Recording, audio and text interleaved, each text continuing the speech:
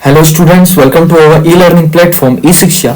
जैसा कि आपके क्लास 12th बोर्ड्स एग्जाम में केमिस्ट्री का एग्जाम जस्ट आने ही वाला है और मैंने आपको प्रॉमिस किया था कि केमिस्ट्री के एग्जाम से पहले जितने भी आपके इंपॉर्टेंट टॉपिक्स हैं वो मैं आपको यहाँ पर प्रोवाइड करवाऊंगा, ठीक है।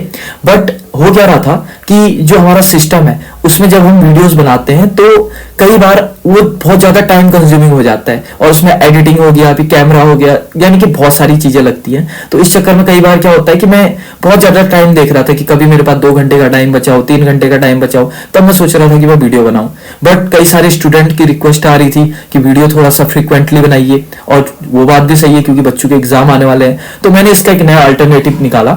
मैंने अभी कुछ टाइम तक, जब तक आपका केमिस्ट्री का पेपर नहीं होता है, तब तक मैंने सिस्टम को छोड़ के अपने आईपैड पे वीडियो बनाना चालू किया है। इससे थोड़ा सा फायदा ये होगा कि आपको क्विकली वीडियोस मिलते जाएंगी। बस हाँ, एक छोटा सा ड्रॉबैक है कि जो हमारा फेस टू फेस इंटरेक्शन होता था वो नहीं हो पाएगा। बट हाँ, इससे क्वालिटी, जो कंटेंट है, कंटेंट की क्वालिटी है, उस पर कोई भी असर नहीं पड़ेगा। इवन जो अभी अब मैं ये फॉर्मेट बना रहा हूँ, ये ज्यादा आपका टाइम सेविंग है और साथ ही साथ में ज्यादा आई थिंक इफेक्टिव भी रहेगा as a study point of view, ठीक है। और आज के इस टॉपिक में हम पढ़ने वाले हैं बैटरी को। अराउंड 10 मिनट का ये वीडियो बनेगा और 10 मिनट में कंप्लीट बैटरी समझा दूंगा, क्योंकि इस बार क्लास 12th केमिस्ट्री में बैटरी का आना मतलब 100% श्योर समझिए, क्योंकि 2023 में किसी ने एक्सपेक्ट नहीं किया था 2024 में कि बैटरी से क्वेश्चन आएगा, क्योंकि 2-4 साल से इससे क्वेश्चन नहीं आते थे। बट अचानक से हर सेट पर क्वेश्चन आ गए। तो इस बार भी चांसेस हैं कि बैटरी से क्वेश्चन आ सकता है, क्योंकि हर बच्चे नस्ट इक्वेशन के चक्कर में इस बैटरी वाले टॉपिक को छोड़ जाते हैं, ठीक है।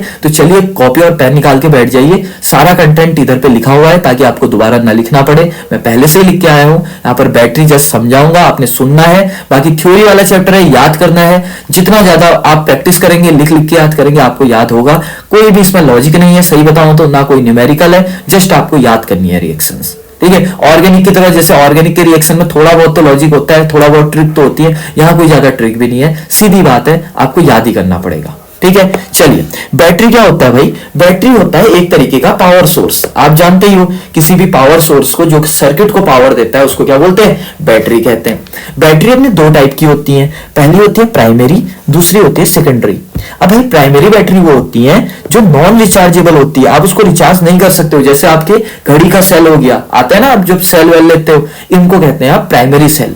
दूसरा आता है आपका सेकेंडरी सेल, जिसको आप रिचार्ज कर सकते हो, ठीक है। यानी कि आपके मोबाइल की बैटरी, इनको आप बार बार चार्ज कर सकते हो ना, बट हाँ एक लिमिट तक, क्योंकि बैटरी के अंदर यानी कि सेल के अंदर भी क्या हो रही होती है? एक रिएक्शन हो रही होती है। रिएक्शन मतलब इलेक्ट्रोड होगा, कुछ केमिकल भरे होंगे, तो जब तक वो केमिकल होगा तब तक तो आप उसको रिचार्ज कर सकते हो। बट एक टाइम के बाद तो अल्टीमेटली वो डेड हो ही जाएगा, वो ऑब्वियस सी बात है। बट हाँ, प्राइमरी बैटरी को एक बार भी रिचार्ज नहीं कर सकते हो, क्योंकि एक बार जब वो बैटरी का साइकिल खत्म हो जाता है, उसमें बैकवर्ड रिएक्शन पॉसिबल नहीं हो पाती है। जबकि सेकेंडरी बैटरी में बैकवर्ड रिएक्शन भी होती है। आप इस पॉइंट को भी नोट कर सकते हैं। अगर डिफरेंस आया, एक तो चार्जेबल रिचार्जेबल, और एक कर सकते हो कि उसमें बैकवर्ड रिएक्शन नहीं होती है प्राइमरी में, जबकि सेकेंडरी में बैकवर्ड रिएक्शन होती है। बहुत बढ़िया। इसके बाद सबसे मोस्ट इंपोर्टेंट टॉपिक है, वो है आपका सम इंपोर्टेंट सेल, कि कुछ हमारे इंपोर्टेंट सेल हैं। अब हमने इसको देखना है। आपके आगे एक स्लाइड आ रही है, आपने स्लाइड का तो स्क्रीनशॉट ले लेना है या तो उतार लेना है, ठीक है। वीडियो पॉज करके उतार लीजिए। जस्ट इस स्लाइड को एज इट इज हमने याद करना है। सबसे पहले मैं आपको पढ़ा रहा हूं कि जो अपनी प्राइमरी बैटरीज हैं, प्राइमरी बैटरी में सबसे पहले हमने पढ़ना है ड्राई सेल। ये ड्राई सेल कौन सा होता है? ये हमारे घड़ी में लगने वाला सेल है, ठीक है। इसमें 2 तरीके की रिएक्शन होती है। एक होती है हमारी एनोड रिएक्शन, एक होती है हमारी कैथोड रिएक्शन। मैं पुरानी वीडियोस में बता चुका हूं, एनोड में हमेशा ऑक्सीडेशन होता है और कैथोड में हमेशा रिडक्शन होता है। तो जरा देखिए तो, क्या जिंक का ऑक्सीडेशन हो रहा है? हाँ भाई, जिंक का तो बहुत अच्छा ऑक्सीडेशन हो रहा है। क्यों? क्योंकि वो Zn से Zn2 पॉजिटिव बन रहा है। और कितने इलेक्ट्रॉन दे रहा है? 2 इलेक्ट्रॉन दे रहा है। वहीं अगर मैं यहां पे बात करूं तो MnO2 किसमें चेंज हो रहा है? देखो, MnO फिर OH, तो OH तो सब्स्टिट्यूटेड ग्रुप हो गया। मेन देखो, इधर 2 ऑक्सीजन है जबकि यहाँ 1 ऑक्सीजन है। अदरवाइज ऐसे लॉजिक नहीं लगाना है तो क्लास 11th में जिसने रिडॉक्स पढ़ा है वो ऐसे देख लो। बाकी तुमसे पूछ कौन रहा है? ऑब्वियस सी बात है, एग्जाम आने के 2 दिन पहले की बात है, तो आपको याद करके ले जाना पड़ेगा। जो टॉपर बच्चा हो वो भी याद करके लाया होगा। बस बात क्या है कि यहाँ पर सिर्फ 1 इलेक्ट्रॉन लिखा हुआ है, देखो तो, जबकि काटने के लिए तो 2 इलेक्ट्रॉन होने चाहिए थे। तो हम क्या करेंगे, इस इक्वेशन को 2 से मल्टीप्लाई करेंगे, नीचे वाली इक्वेशन को। आप नीचे लाइन में लिख के देख सकते हैं। जैसे 2 से मल्टीप्लाई करेंगे तो 2 इलेक्ट्रॉन से हमारा ये 2 इलेक्ट्रॉन कट जाएगा। अब बचेगा क्या? देखिए फाइनल, देखिए फाइनली अपने को मिलेगा यहां पर Zn। देखिए पहले Zn लिख दिया, फिर क्या लिख दिया 2MnO2। क्यों? क्योंकि नीचे वाली रिएक्शन को मैंने 2 से मल्टीप्लाई किया है। पहले मैं ऊपर और नीचे दोनों के LHS लिख रहा हूं। लीजिए मैं मार्क भी कर देता हूं यहां पर। पहले मैं Zn लिख रहा हूं, फिर मैं MnO2 लिख रहा हूं, फिर मैं NH4 लिख रहा हूं। ठीक हो गया? देखो मैंने यही चीजें लिखी हुई है। आई बात समझ में? ये रहा ये 2NH4। 2NH4 क्यों लिखा आप समझ चुके हैं, क्योंकि मैंने 2 से मल्टीप्लाई किया है। अब उसके बाद क्या कर रहा हूं मैं? अब मैं RHS लिख रहा हूं। देखो अगर मैं RHS को लिखने दिखाऊं यहां पर, देखिए RHS में एक इसको मार्क कर रहा हूं, एक इसको मार्क कर रहा हूं, एक इसको मार्क कर रहा हूं, तो कितना बन जाएगा यहां पर अपना RHS में? क्या क्या हो जाएगा यहां पर?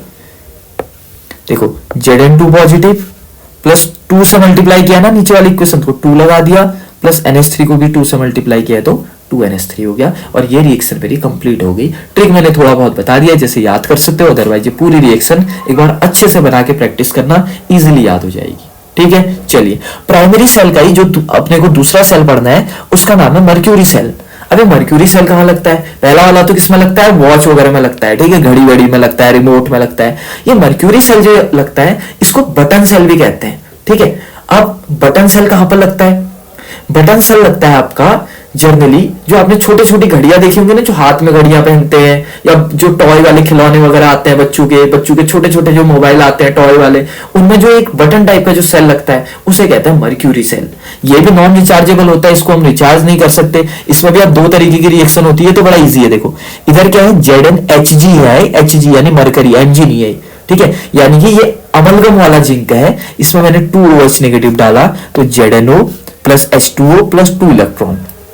कोई लॉजिक नहीं है कैसे हुआ, जस्ट रिएक्शन याद करनी है। कैथोड में क्या होगा? देखो HgO, ठीक है, जिंको सॉरी मरकरी ऑक्साइड लिया, उसमें H2O डाला प्लस 2 इलेक्ट्रॉन। अच्छी बात है, यहां मल्टीप्लाई नहीं करना पड़ेगा, gives 2Hg plus OH negative. देखो HgO से Hg बन रहा है, जबकि ऊपर Zn से ZnO बन रहा है, तो ऊपर हो रहा है अपना ऑक्सीडेशन, जबकि नीचे क्या हो रहा है अपना रिडक्शन हो रहा है। अगर मैं बात करूं, मैं इस 2 इलेक्ट्रॉन से इस 2 इलेक्ट्रॉन को कट कर देता हूं, ठीक हो गया। साथ ही साथ में देखो मैं ये 2OH नेगेटिव से ये 2OH नेगेटिव खत्म कर देता हूं, मैं नीचे वाले H2O से ऊपर वाला H2O भी खत्म कर देता हूं, तो अपना क्या बन जाएगा ओवरऑल रिएक्शन? देखो एक बचा ZnHg, फिर नीचे पे बचा HgO, और राइट हैंड साइड में बचा ऊपर वाली रिएक्शन में ZnO और नीचे वाली रिएक्शन में Hg, और यहां पर ये खत्म हो चुका है। इसको कहते हैं बटन सेल। आई बात समझ में? बहुत बढ़िया, यहां पर ये भी कंप्लीट हो गया। उतार लीजिए इसे। तीसरे सेल की अगर मैं बात करूं तो अब हम आ जाते हैं सेकेंडरी सेल में। सेकेंडरी सेल कौन होती है? जिसको कि हम क्या कर सकते थे? हम रिचार्ज कर सकते थे, यानी कि रिचार्जेबल सेल है। तो इसमें कौन सा सेल आएगा भाई? इसमें जो सबसे पहले सेल आता है उसको कहते हैं लेड स्टोरेज सेल। ये लेड स्टोरेज सेल कहां यूज होता है? ये अपने कार की बैटरी में यूज होता है। आई बात समझ में? तो यहां पर देखो इसमें चार्जिंग डिस्चार्जिंग कैसे होती है, ध्यान से देखिएगा। अगर मैं बात करूं, सबसे पहले ये डिस्चार्जिंग की रिएक्शन है, चार्जिंग की जस्ट सिखाऊंगा। अगर तुम्हें डिस्चार्जिंग याद होगी ना, चार्जिंग में तुम बोलोगे अरे यार ये तो बड़ी फालतू रिएक्शन थी। आपको पहले एनोड याद करना है, कैथोड याद करना है। एनोड में क्या होता है? ऑक्सीडेशन। तो देखो Pb प्लस SO4 2 नेगेटिव, याद रखिएगा बाद में आपके एनसीईआरटी में जब मैं चेक कर रहा था, ये SO4 2 नेगेटिव को ही उन्होंने एक नया नाम भी दे रखा है H2SO4। एक ही तो बात हुई, 2 नेगेटिव के बदले SO4 H2 लगा दिया उन्होंने।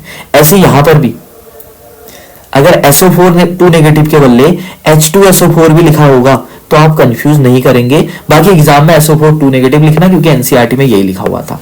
ठीक है, अब ये बनता क्या है भाई? ये बनता है आपका PbSO4 प्लस 2 इलेक्ट्रॉन बाहर निकल जाते हैं। कैथोड में PbO2 में जब SO4 2 नेगेटिव डालते हैं तो ये बनता है 4H पॉजिटिव प्लस 2 इलेक्ट्रॉन बाहर निकलते हैं, और वहां पर आपका क्या बन जाता है? ये बन जाता है आपका PbSO4 प्लस H2O बन जाता है।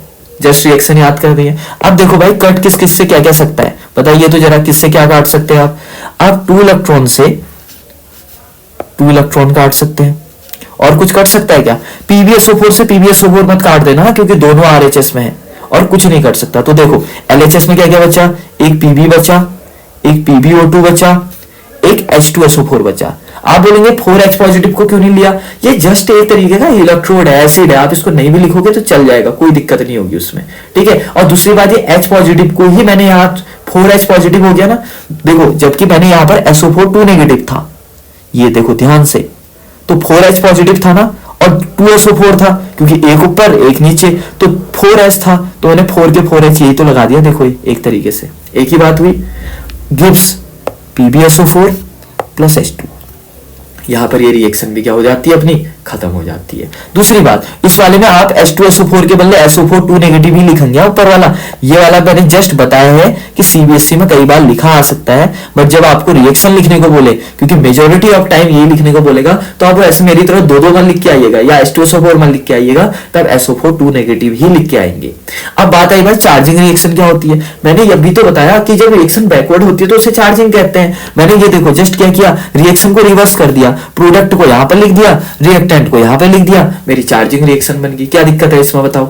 यानी कि अगर अपने को डिस्चार्जिंग रिएक्शन पता है तो अपने को चार्जिंग रिएक्शन आ जाएगी। और लेड स्टोरेज बैटरी में जब आप इतना अच्छा कंटेंट वहां पर लिख देंगे और लास्ट में इसका एक यूज लिख देंगे, तो भाई आपको कैसे नंबर नहीं मिलेंगे।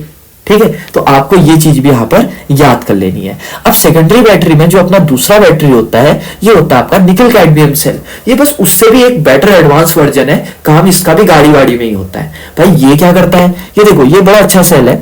ये क्या करेगा, इसमें भी दो होगा। देखो पहले हम पढ़ रहे हैं इसमें चार्जिंग, इसमें चार्जिंग पहले पढ़ रहे हैं। देखो ये एनोड, ये कैथोड। उस वाले में डिस्चार्जिंग पहले पढ़ा था, क्योंकि एनसीईआरटी में जो जैसे दिया है ना मैं वैसे ही पढ़ा रहा हूं। देखो एनोड में ऑक्सीडेशन, CD किसमें चेंज हो गया, CDO, ऑक्सीजन जुड़ गया, 2 इलेक्ट्रॉन बाहर।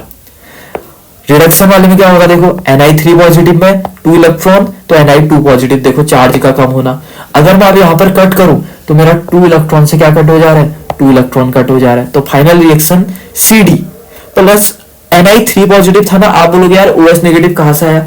3 पॉजिटिव में मैं 3OH नेगेटिव भी तो डाल सकता हूं, तो एक कंपाउंड फॉर्म बन गया उसका। अगर आपका मन नहीं भर रहा है तो आप Ni3 पॉजिटिव भी लिखो, कोई दिक्कत नहीं है। गिव्स CDO प्लस उधर क्या था Ni2 पॉजिटिव, मैंने Ni2 पॉजिटिव नहीं लिखा, उसके बदले मैंने ये लिख दिया। आप चाहो तो आप Ni2 पॉजिटिव भी लिख लो, याद नहीं हो रहा है तो। अब ऐसा तो होना नहीं चाहिए कि याद नहीं हो रहा हो, ठीक है, नॉर्मल सी बात है ये। बाकी जैसा एनसीईआरटी में मैं एज इट इज लिख के जा रहा हूं। बाकी जो अपनी डिस्चार्जिंग की रिएक्शन है, जस्ट उस रिएक्शन को रिवर्स कर दो, या आपकी डिस्चार्जिंग की रिएक्शन आ गई, कोई दिक्कत नहीं है, बहुत बढ़िया। इसके बाद जो तीसरा सेल है अपना, वो है फ्यूल सेल। सबसे ज्यादा एग्जाम में आने वाला फ्यूल सेल होता है, जो कि आपका हाइड्रोजन और ऑक्सीजन से बनता है। इसमें क्या होता है कि एक साइड से हम ऑक्सीजन और हाइड्रोजन को डालते जाते हैं और H2 और हीट बाहर निकलते जाते हैं। यानी कि एक पॉइंट लिख लेना, this is a continuous source of energy. पहला, this is very less pollution free, मतलब एक तरीके से इससे पॉल्यूशन नहीं होता है। This is quite pollution free, एक तरीके से ये बहुत ज्यादा पॉल्यूशन फ्री होता है। 100% तो नहीं हो सकता, बट हाँ बहुत ज्यादा पॉल्यूशन फ्री होता है। तो कभी किसी क्वेश्चन में ऐसा आ गया कि व्हाट इज द बैटरी जो कि पॉल्यूशन फ्री हो, तो ये इस पे लिख दीजिएगा। आई बात समझ में। तो भाई फ्यूल सेल कैसे करेंगे, फ्यूल सेल में भी आपके दो तरीके की चीजें हो जाएंगी। एक हो जाएगा आपका एनोड रिएक्शन, एक हो जाएगा आपका cathode reaction. Anode and cathode हो जाएगा। एनोड में क्या हो रहा है भाई, O2 plus 2H2O plus 4 electron gives 4OH negative. इधर क्या होगा, 2H2 plus OH negative gives 4H2O plus 4 electron. अब आपको पता है आपको क्या करना है, इधर पे आपने इलेक्ट्रॉन से इलेक्ट्रॉन उड़ाने हैं, तो 4 इलेक्ट्रॉन से अगर मैं 4 इलेक्ट्रॉन को उड़ाऊं तो कितना हो जाएगा, देखो 2H2 सिंपल याद रखना, plus O2 gives H2O plus large amount of क्या निकलती है, हीट। यहां पर याद रखना जो H2O होता है ना, ये फ्यूमेबल होता है बहुत ज्यादा, इस वजह से हीट निकलती है। आई बात समझ में। अब ध्यान से देखिएगा और क्या क्या कट सकता है, OH नेगेटिव से क्या कट जाएगा, OH नेगेटिव भी कट जाएगा। बस बन गया आपका। ये इधर 2H2O भी लिखते, अगर आप बोलोगे ना ये आया कैसे करके, देखो RHS में 4H2O है जबकि LHS में 2H2O है, तो अगर 2 उधर जाएगा तो -2 बन गया, 4 में से 2 घट गया तो 2 आ गया। आया। आप सभी मैथ्स बायो के बच्चे हैं, क्लास 12th के बच्चे हैं, इतने बेसिक मैथ्स तो अपने को आनी चाहिए। यहां पर हमारा सेल चैप्टर खत्म होता है और इससे ज्यादा सेल में गारंटीड कभी कोई नहीं पूछ सकता। अब इसी के साथ बच्चों का एक और टॉपिक रहता है, मैं उसको भी इंक्लूड कर देता हूं, जिसको कहते हैं फैराडे लॉ ऑफ इलेक्ट्रोलिसिस। पता नहीं बच्चे इससे इतना क्यों डरते हैं, ठीक है। फैराडे के 2 लॉ होते हैं और दोनों बड़े फालतू लॉ होते हैं। जिसको पहला लॉ समझ में आएगा वो दूसरा जो लॉ है अपना वो 2 मिनट में बना देगा। क्या बोलता है पहला लॉ कि mass of a substance deposited on electrode is directly proportional to the charge passed through it. अगर तुम्हें याद नहीं हो रहा है तो तुम एक ट्रिक लिख लेना कि जो मास होता है वो डायरेक्टली प्रोपोर्शनल होता है चार्ज के। बाद में अपनी अंग्रेजी बना देना, सभी इंग्लिश मीडियम के स्टूडेंट हैं, ठीक है। मास किसके डायरेक्टली प्रोपोर्शनल है, चार्ज के, यानी कि मास डिपॉजिटेड होगा is directly proportional to the charge through it. अब मास को ना यहाँ पर W से डिनोट करते हैं, M से नहीं करते। और ये W क्या है पता है, यह इक्विवेलेंट वेट, मास को यहाँ पर इक्विवेलेंट वेट से डिनोट करते हैं केमिस्ट्री में। तो W मैंने बताया था डायरेक्टली प्रोपोर्शनल, चार्ज को क्या बोलते हैं Q। अब आप फिजिक्स में पढ़ के आए Q इक्वल टू IT होता है, 10वीं क्लास में पढ़ा है। तो W बराबर जैसे डायरेक्टली प्रोपोर्शनल हटेगा तो एक कांस्टेंट आएगा और Q के बदले IT रखूंगा तो कांस्टेंट हो गया आपका ZIT। And this is the first law of Faraday. इससे इजी क्या लोगे बताओ तो, mass is directly proportional to charge. अब बात आई भाई सेकंड लॉ क्या है। सेकंड लॉ कुछ नहीं है, जो पहले मैंने रेड कलर से लिखा है ना, पहले आप इसको देखो। अगर आप इसको समझ गए ना, आप पूरा लॉ समझ जाओगे। देखो, अगर बाई चांस अब एक बीकर के बदले मैंने 2 बीकर रख दिए तो पहले बीकर का जो मास होगा वो होगा W1, जो कि किसके बराबर होगा, Z1IT। बशर्ते करंट सेम होनी चाहिए दोनों में, और टाइम तो ऑब्वियस सी बात है सेम होगा ही। और दूसरे वाले में देखो W2 बराबर Z2I2। कुछ नहीं किया मैंने इन दोनों को जस्ट क्या कर दिया, डिवाइड मार दिया। दिस ये मैंने डिवाइड मार दिया, तो IT से क्या काट दिया मैंने, IT काट दिया। तो W1 अपॉन W2 बराबर Z1 अपॉन Z2। आई बात समझ, बस इतना सा स्टेटमेंट पढ़ लो। देखो, when same current is pass through two different electrode then mass ratio is equal to the equivalent weight ratio.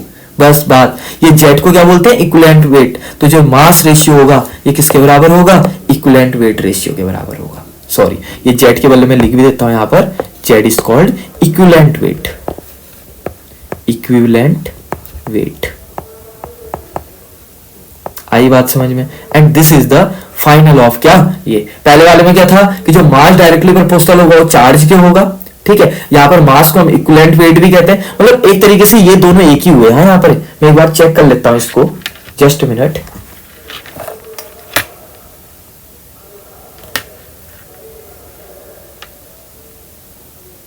हाँ, जो मास होगा वो इक्विवेलेंट वेट रेशियो के क्या होता है, डायरेक्टली प्रोपोर्शनल होता है। And this is our final, ठीक है। और आई होप यहां पर आपको आपका फैराडे फर्स्ट लॉ और फैराडे सेकंड लॉ बहुत अच्छे तरीके से आ गया होगा। इतना सा लिख के जाइए और पूरे नंबर लेके आइएगा, ठीक है। बाकी मैंने बहुत अच्छे तरीके से आपको सेल बढ़ा दिया और अब आप सेल को कभी नहीं भूलेंगे। अब जस्ट हमारी अगली वीडियो आने वाली है, बहुत फ्रिक्वेंटली वीडियो आएंगी, बस आप चैनल को सब्सक्राइब कर लीजिए और जो बेल नोटिफिकेशन है उसको ऑल में सेट कर लीजिए, क्योंकि कई बार हमारे जो नोटिफिकेशंस हैं वो आप पे नहीं पहुंच पाते, ठीक है। तो इतने की प्रैक्टिस कीजिए, मिलते हैं अगली वीडियो में, ठीक है। बाकी अपनी पढ़ाई करते रहिए। Thank you very much.